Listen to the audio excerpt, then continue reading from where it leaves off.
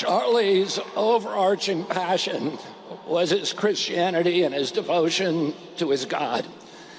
He believed what St. Francis taught us almost 1,000 years ago, that we should strive to live our lives in perfect imitation of Christ. That we should turn every day and every moment and every interaction into a prayer. And Charlie understood the great paradox that it's only by surrender to God that God's power can flow into our lives and make us effective human beings. Christ died at 33 years old, but he changed the trajectory of history. Charlie died at 31 years old, but because he had surrendered, he also now has changed the trajectory of history.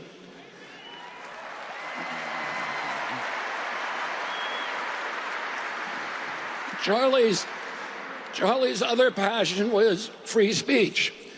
He understood that the free flow of information was the soil, the water, the sunlight for democracy.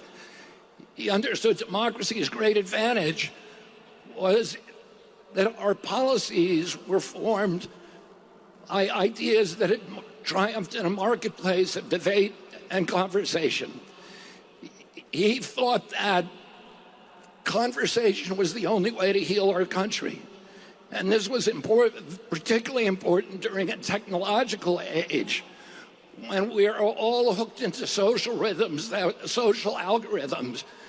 that are hacked into the reptilian cores of our brain and amplify our impulses for tribalism and for division. He felt that the only way to overcome that biological impulse was with a spiritual fire and with developing community, and the only way to develop community was through conversation.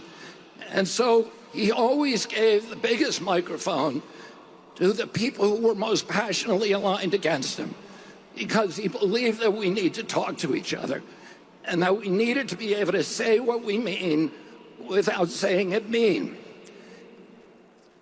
A few years ago, my brother David died, and I asked my mother, does the hole that they leave in you when they die, does it ever get any smaller? And she said to me, it never gets any smaller. But our job is to grow ourselves bigger around the hole.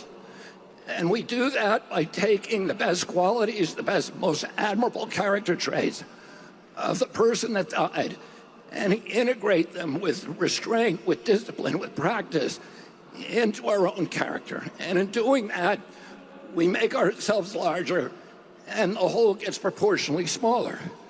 But we also give a kind of immortality to the person who left us because their work continues through us. A couple of days ago, my niece, or my granddaughter, left for college in Europe. Her mother noticed that she packed a Bible. When her mother asked her why she made that choice, she said, I want to live more like Charlie. And it's...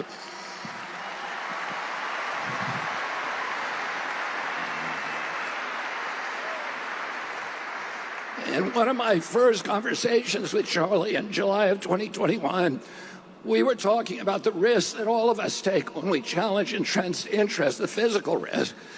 And he asked me if I was scared of dying. And I said to him, there's a lot worse things than death. And one of those things is if we lost our constitutional rights in this country and that our children were raised as slaves. And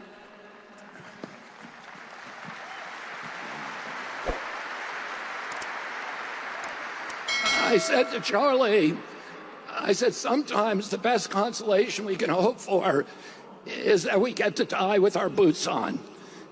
Well, Charlie died with his boots on, and he died to make sure that we didn't have to undergo those fates that are worse than death.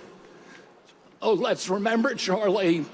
He was, for those of us who were friends with Charlie, we don't need any more evidence of the love of God, because the evidence, the friendship is the best evidence that God loves us all.